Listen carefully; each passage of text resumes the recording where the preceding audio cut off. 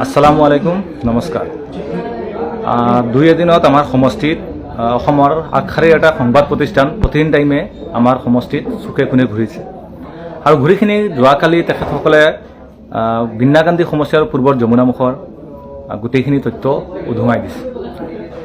বিগত 20টা বছৰ ধৰি এইখন সমষ্টিত যিহেতুকে আজমল পৰিয়ালৰ নেতৃত্ব চলি আছে আৰু অসমত বা গোটেই ভাৰতবৰ্ষত জানে যে আজমল পৰিয়াল মানে চহকী পৰিয়াল, নিশ্চিতভাৱে সমষ্টিখন চহকী হ'ব।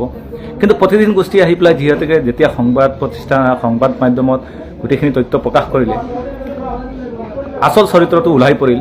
কিদৰে বিন্নাকান্দি সমষ্টিত ৰাস্তা ঘাট বা স্বাস্থ্য বা শিক্ষাত কিদৰে পিছ পৰি আছে তাৰ গোটেইখিনি তথ্য উধুঙাৰ পিছত যোৱাকালি দেখা গৈছে মোৰ দবকা জিলা পৰিষদৰ অন্তৰ্গত হিন্দু ব্লক পঞ্চায়তত মৌলানা বদৰুদ্দিন আজমল ডাঙৰীয়াই এখন সভা অনুষ্ঠিত কৰিছিলে, যিখন সভাত তেখেতে প্ৰতিদিন গোষ্ঠীক সমালোচনা কৰিছে।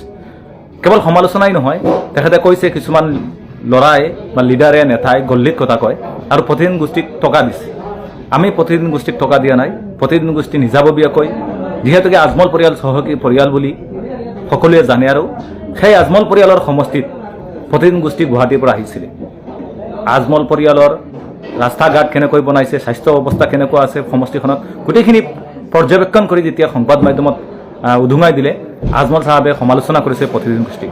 এই কথা তীব্ৰ ভাষাৰে গৰিহণা জনাইছোঁ। আমি দাবী জনাইছোঁ যে আজমল পৰিয়ালৰ বা আজমল চাহাবৰ যদি সাহস আছে, দীৰ্ঘ সময় যিহেতুকে বিন্নাকান্দি সমষ্টিবাসী ৰাইজে বা পূৰ্বৰ যমুনামুখ সমষ্টিবাসী ৰাইজে তেখেতসকলৰ পৰিয়ালৰ হাতত এই সমষ্টিখন গতাই দিছিলে, তেখেতৰ সৎ সাহস থাকিলে এইটো কওক যে প্ৰতিদিন গোষ্ঠীয়ে মিছা বাতৰি পৰিৱেশন কৰিছে।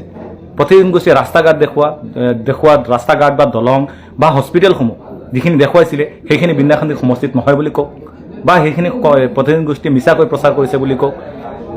আপোনালোকে আত্মসমালোচনা কৰক।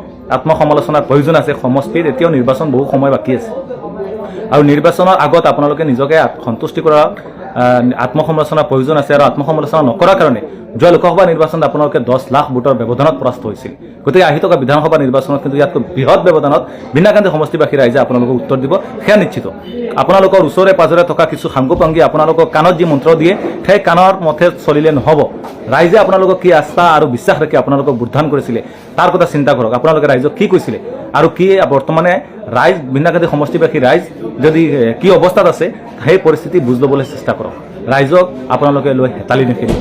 প্ৰতিদিন গোষ্ঠীয়ে প্ৰতিদিন টাইমে বজোৱা এই গোটেই সমষ্টিৰ ৰাস্তা ঘাট, দলং, হস্পিটেল, শিক্ষা কেন্দ্ৰ এইখিনি আপোনালোকে পৰ্যবেক্ষণ কৰক আৰু পৰ্যবেক্ষণ কৰি আপোনালোকেই এইখিনি ৰায় দিয়ক যে প্ৰতিদিন গোষ্ঠীয়ে মিছা বাতৰি পৰিৱেশন কৰিছে নে সঁচা বাতৰি পৰিৱেশন কৰিছে।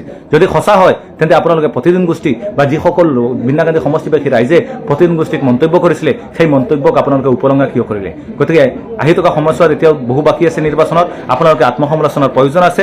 আত্মসমালোচনা কৰক আৰু বিন্নাকান্দি সমষ্টিবাসী ৰাইজৰ লগত থাকক। কিন্তু অনাগত সময়ত কিন্তু ইয়াৰ উচিত প্ৰত্যুত্তৰ পাব, সেয়া নিশ্চিত। ধন্যবাদ।